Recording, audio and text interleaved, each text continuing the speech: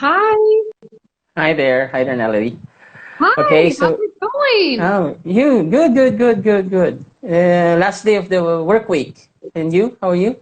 Oh my gosh, is it okay? So here it is Thursday at Uh huh. 10. So we have Okay. one more day to the weekend. All right. Okay, so let's just wait for some of our. Yeah, it's picking up now. Hi everyone. All right. Okay, I'll start. So good afternoon, and ladies and gentlemen. So welcome to Toma Sessions Live with Richie Cruz. Before anything else, it's May 1 here in the Philippines. So happy Labor Day to all the workers out there in the Philippines and the rest of the world. And yeah, it was just to round up yesterday's Toma session. So we had this great session with Daniel Nevsky of former Cocktails for You and now with the Indie Bartender. So I hope you guys learned a lot from our conversation with him. For those who missed that, we have a link in our FB page, which is FB Bartending School Philippines. So you get to check that episode we had with him.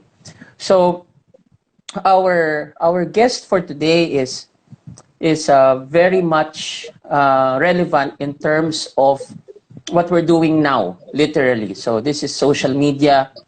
We all know very well. Like on top of my head, I know Facebook, but during my time there was Friendster, there was MySpace.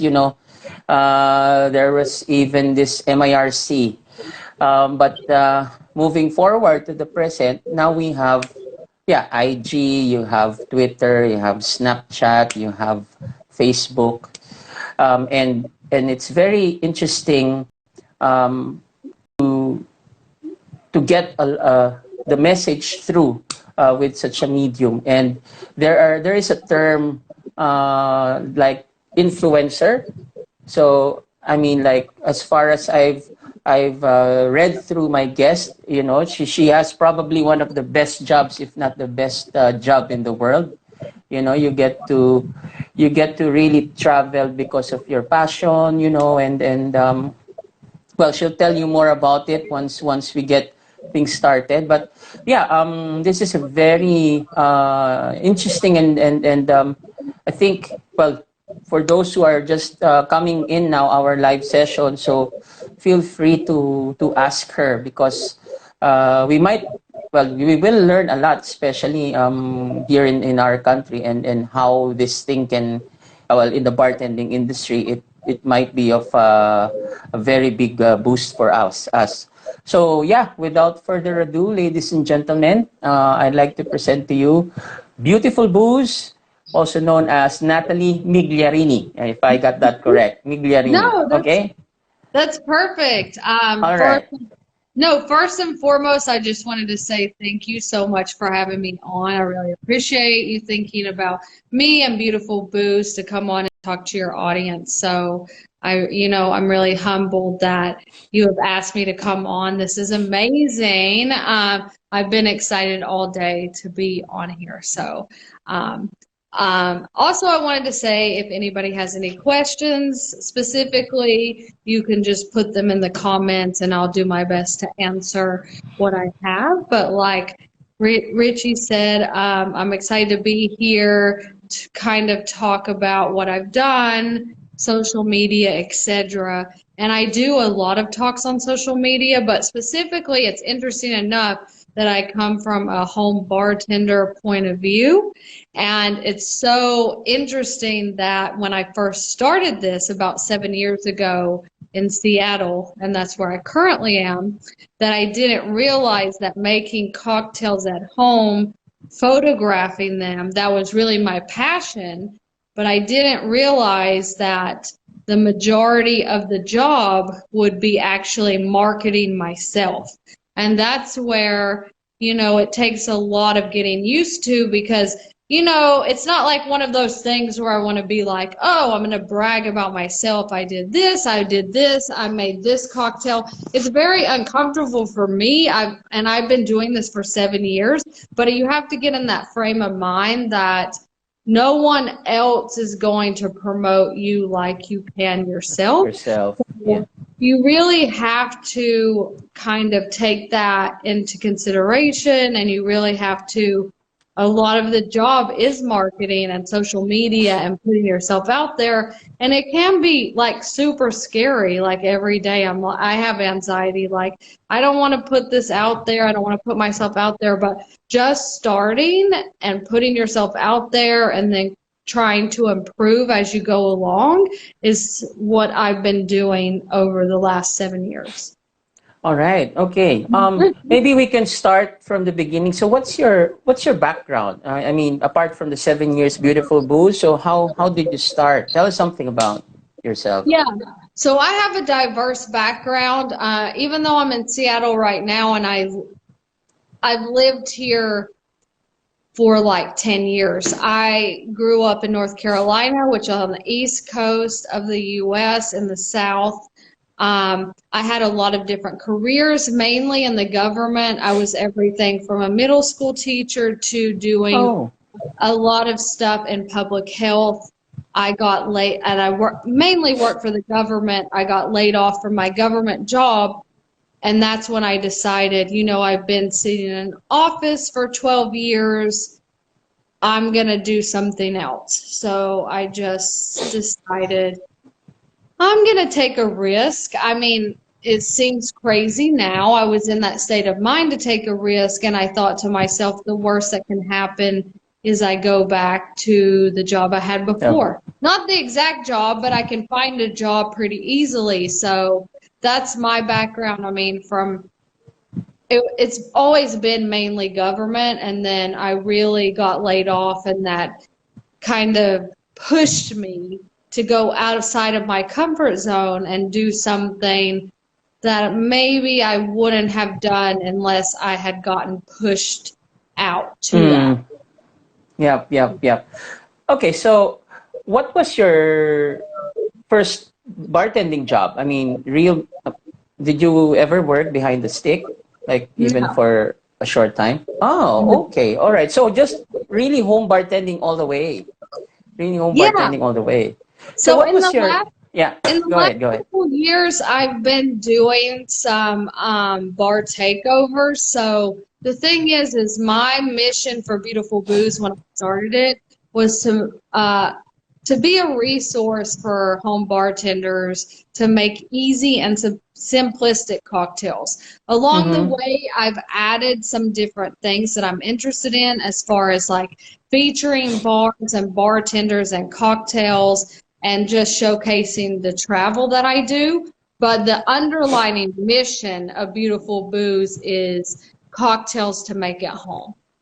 Okay, so but how did that risk start? I mean, like from the job, there would be like a lull time, right? I mean, the hiatus time wherein you think, okay, what's next? What am I good at? Is it like, okay, I love drinking anyway. I love cocktails. I love this. Is that how it started out for you?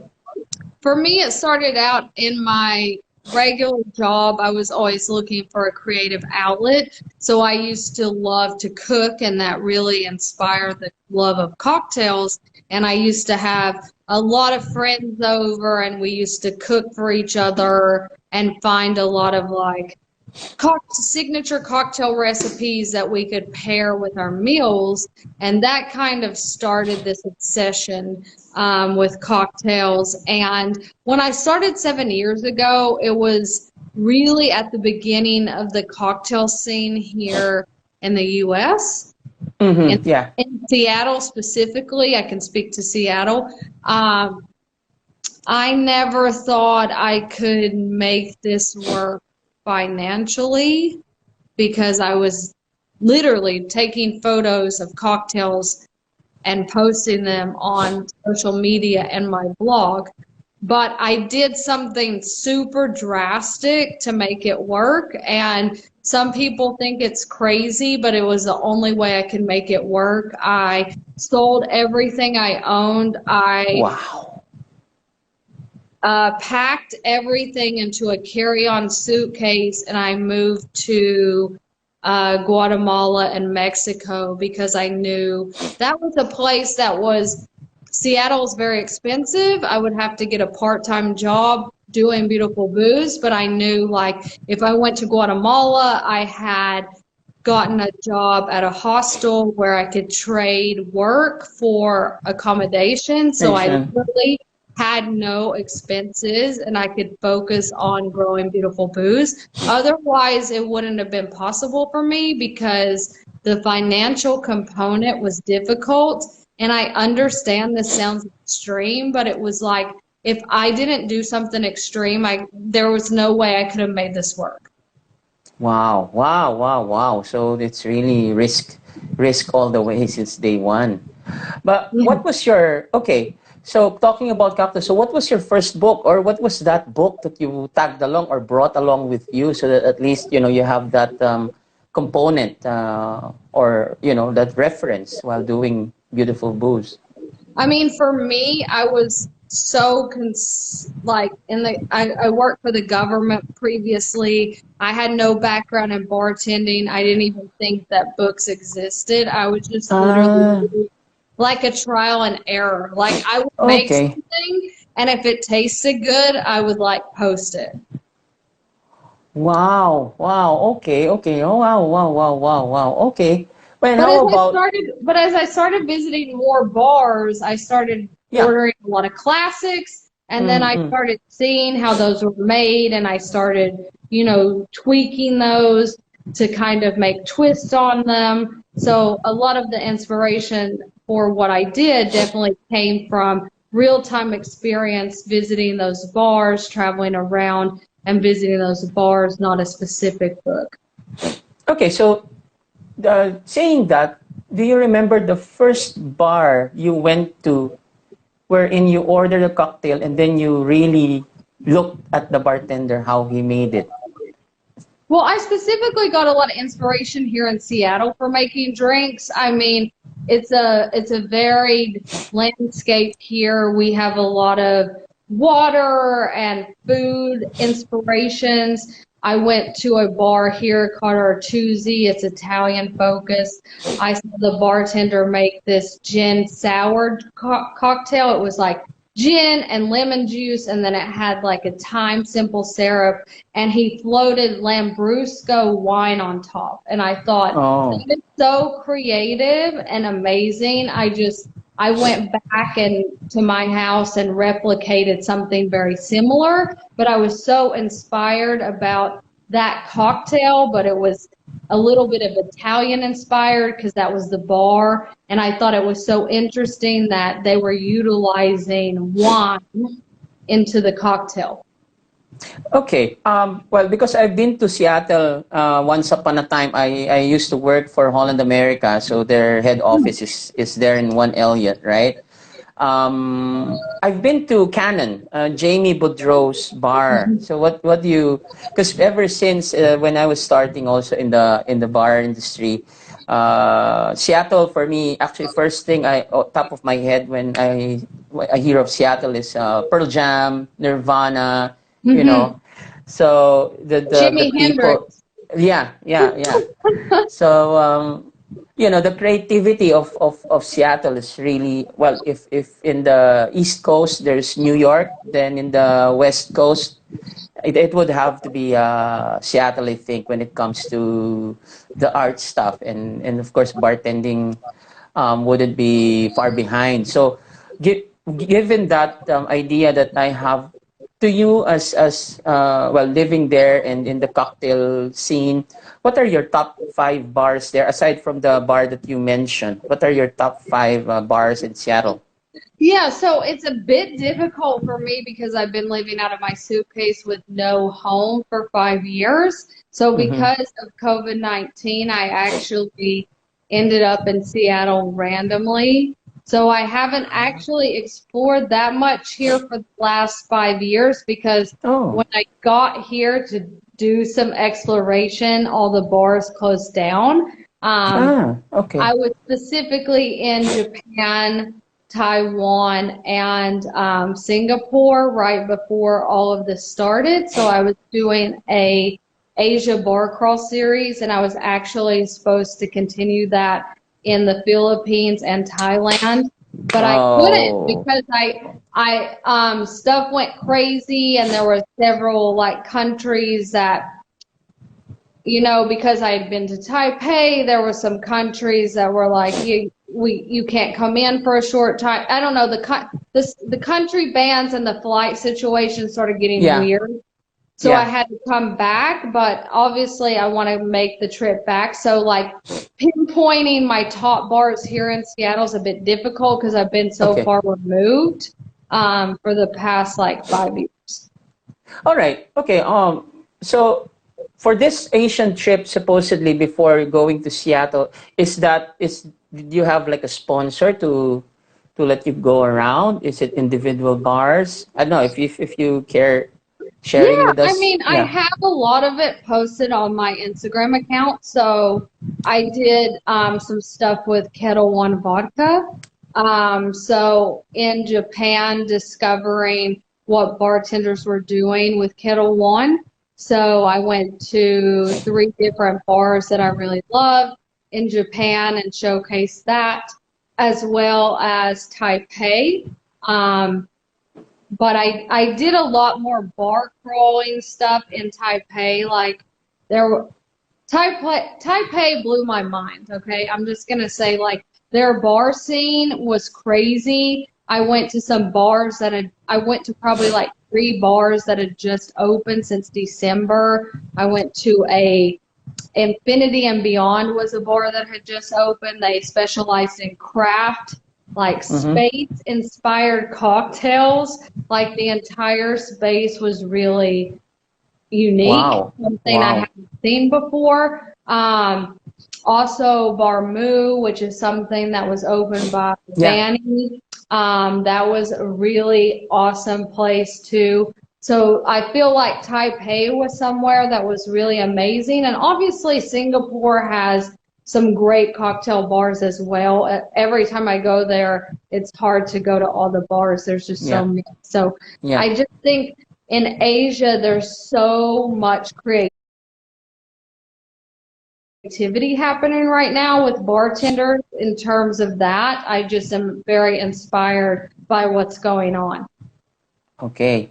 All right. So let's go back to your career. I mean, since you're marketing yourself in that span of 7 years, when did it shoot up? Like, because me, I'm really new in this social media thing. I mean, it's just so you know. I mean, the Toma Sessions was born during ECQ, basically. Mhm. It's something. It's a platform for inspiration and information at the same time of the bartenders and the aspiring bartenders that we have here in the country, and also like me talking to you guys. I'm learning a lot, and this, yeah, social media thing, like for you, how, since you're new also, right, 7 years ago, you're new to this sort of thing, but how did you know that you're already there, like when, at what point did social media work for you? I mean, I think it's difficult because I think I still struggle a lot trying to figure out social media because it's changing rapidly every day. Like there's something new. There's like TikTok or Instagram comes up with a new function. It's like IG Live, IGTV, like stories. It's always a learning curve. I think for me, the biggest thing, it was just one of those things where I started out and I was like, okay, I don't have the perfect blog. Like I just don't. But like, should I wait until I have everything perfect to start? And I think the hardest part is just starting and saying, you know what, everything might not be perfect, but I'm going to put myself out there. So for me, it was just putting myself out there and then just trying to improve with each content that I put out, just saying, okay, this may not be the best cocktail ever. This may not be the best photo I've ever had, but at least I'm putting myself out there and I can improve as I go. All right. So when did you come across the name Beautiful Booze? Okay, that's interesting. So I don't know. It was like I had thought about starting something with cocktails because I had Mm. actually worked for a food blogger here in Seattle, and she was starting a Thirsty Thursday series where she was going to showcase cocktails. And she was like, "Hey, will you make the cocktails?" And I was like, "Yeah, I love cocktails. Like, I'll make them." And so then as I started thinking about it, I was like, there's a lot of food bloggers on Instagram. Why are there no like cocktail bloggers? And I was just like, Mm. I'm gonna do this. This was like in 2013. I was like, I'm gonna do this. And I don't know, this sounds really strange, and I'm really not that like kind of feelings person, but I literally went to bed and I dreamed Beautiful Booze. I woke up, I typed it in the computer, and I was like, does anybody have like this URL or This name, username? yeah. And nobody did, and I was like, I'm doing it. There you It just go. like Yeah. came to me in a dream, and that sounds so weird. And I am usually not that kind of like Well, touchy-feely, like dreamy yeah. person, but it Yeah. was just really random. Wow, wow. Okay. No, that's interesting. I mean, it happens. I mean, the best business starts off with a dream. You just wake up one day, okay, this is my business. Yeah. Okay. I'm curious about the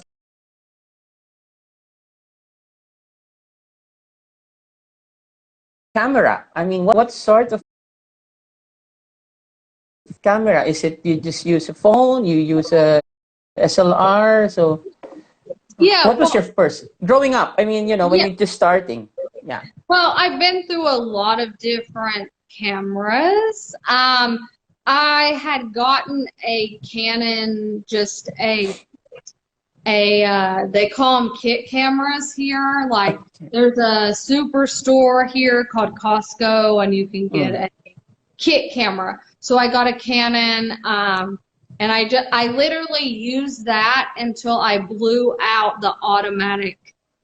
I blew out I blew out the just the point and shoot phone. Like I blew the whole thing out. So I literally used it until I couldn't use it anymore. Then Okay. I did a bunch of research on new cameras coming out after like 4 years, and I bought a Nikon and I started using a Nikon. Then because I was living out of my suitcase, it got too much to carry all the equipment, so I Yes. switched to Sony mirrorless, which took off a lot of the weight. So everything that I've been shooting with for the past 2 years has been a Sony. Sony. hmm Yeah, and Okay. Okay. specifically not because I think the Sony is better than the Canon or the Nikon, or I think Nikon, Canon, Sony, I think all of those are great cameras. For me, because I travel 24/7, I need to make It's my just equipment handy. as, Yeah. as light as possible. Yeah. So Yeah. I didn't pick the Sony just because, oh yeah, that's the Sony and that's what people are getting. Mm-hmm. I specifically picked it because I needed to cut my weight in half. Yeah. All right. Okay. No. Interesting. Interesting. But okay. How about phone? How about, have you ever shot stuff using your phone? At the very beginning, I did, not anymore, because a lot of companies that I work with, they do want high res photos, Okay. which is, but I have done stuff with the camera in ease when I've been traveling and I'm somewhere where I don't want to take all my Uh, gear out. But the Yeah. difference between like 7 years ago and now with camera phones is crazy. Like Yes. Yes. camera phones are like, they've come so far. So there, I definitely am not like a person that's like, oh, you can't take a decent photo with your camera. I think that you can. I mean, with your Yes. phone, not the camera, but the camera Yeah. phone. I think that Yeah. you Yeah. can. Like the cameras are crazy. I think I know. the phone I have right now has like 4 cameras or something. So it's definitely something that you can do. Like they take high quality photos. Yeah, yeah, yeah. I agree 100%. I mean, I'm still getting the hang of it, but there are. I've been looking also at some videos about doing a vlog just using your phone, and especially the apart from iPhone, there are some brands like Huawei or Oppo or Vivo. So it's really crazy. I mean, you just have to tinker with it. I mean, the generation of today are probably very good at that type of Yeah. thing. Okay. What was the first cocktail that you made by yourself, starting Beautiful Booze? Yeah, so the first cocktail I made, this is really basic. Beautiful Booze when I first started was really a discovery of a journey and a discovery of making cocktails with pantry items from what I already had in my kitchen, which is pretty relevant right now with people, not being able to leave their house. So the first one I made, because I'm from North Carolina and I really love bourbon, was a bourbon with fresh orange juice, and that sounds really simplistic. That's what I made, and I had an awakening about fresh citrus. So I don't know. It was just like, as a consumer and someone that didn't work in the bar industry, I discovered early on about using fresh lime and lemon juice and orange juice and grapefruit juice. And it seems so trivial now to me, but it's one of those things where as a consumer, you go into the store and you're like, oh, I have to buy like this sweet and sour mix or this like margarita mix that's already like pre-made. But citrus here is like, in the US, is one of the cheapest and easiest ways you can really upgrade your cocktail. So that was like a huge learning curve. I literally like sliced open a lime and I smelled the lime and I was like, oh my God, like I didn't realize how crazy good this is and how amazing it can take your cocktails. Just smelling it, you're getting these notes of like tropical and coconut, and it's just like amazing, just like what fresh citrus can do for a cocktail. Mm. Okay, talking about what you're doing, it made me want to ask you. So, do you draw?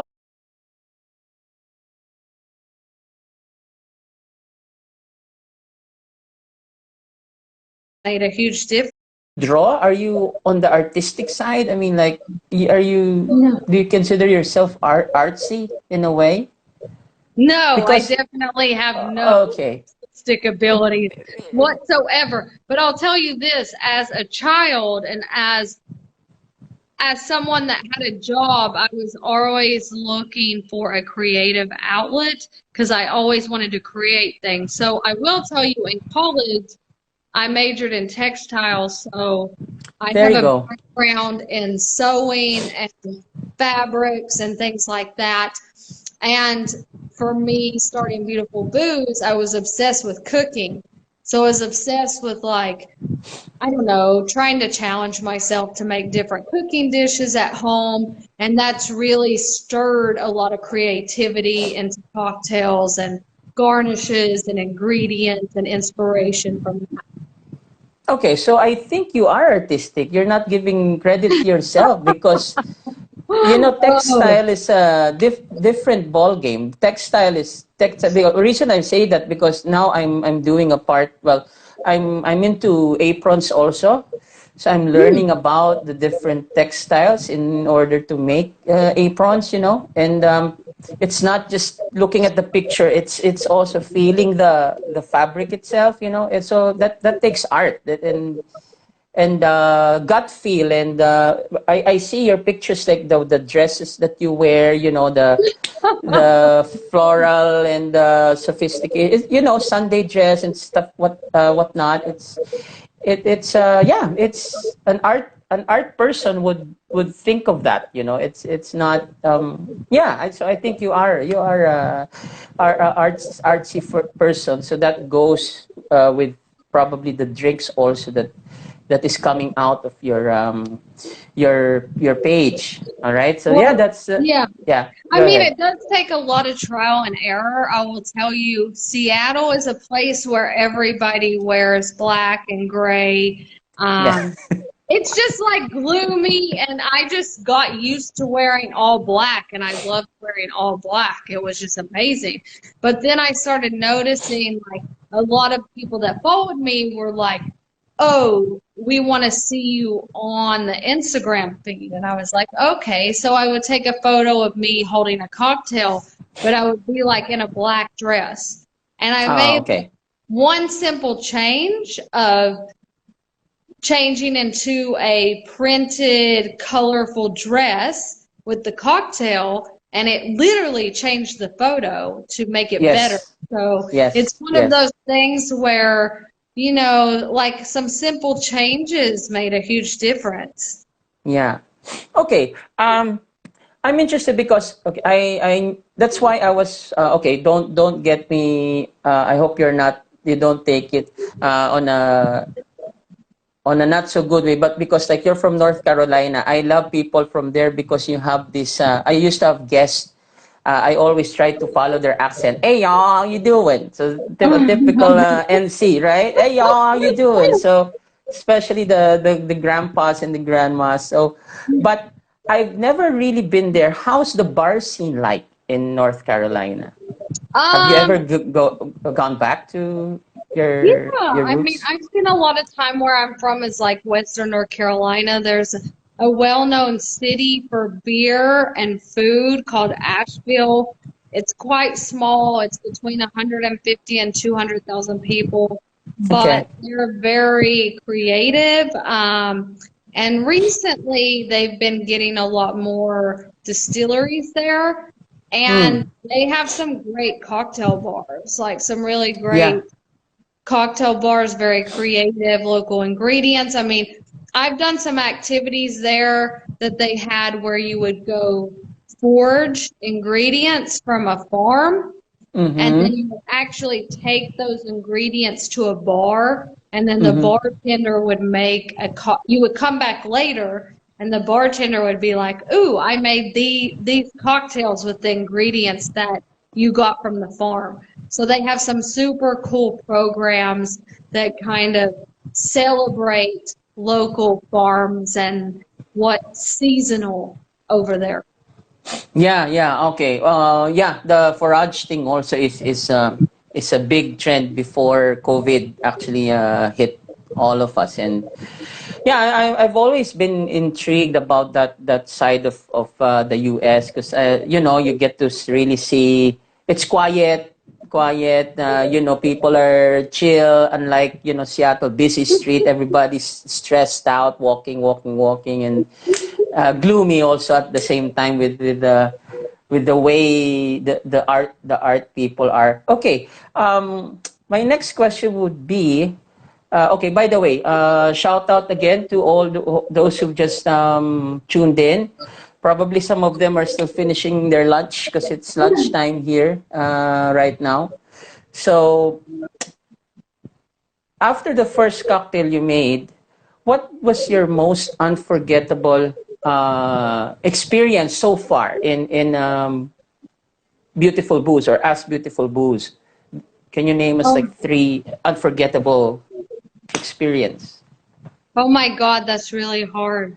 I think like coming into this, just again taking photos of cocktails and posting them, I never thought I would have the ability to visit places or be given the opportunities that I've been given. So, a lot of the stuff I did, you know, on my own time because I wanted to explore different places. And like I said, I've been living out of a suitcase for 5 years, so I kind of hop from place to place. I will say a place that is near and dear to my heart is Mexico. It's a Mm. place that I tend to frequent all the time. They have a lot of amazing ingredients to make cocktails. I mean, that's not one specific experience, but Mexico as a whole is very inspirational to me. I love agave spirits, seeing where they're made, seeing all the different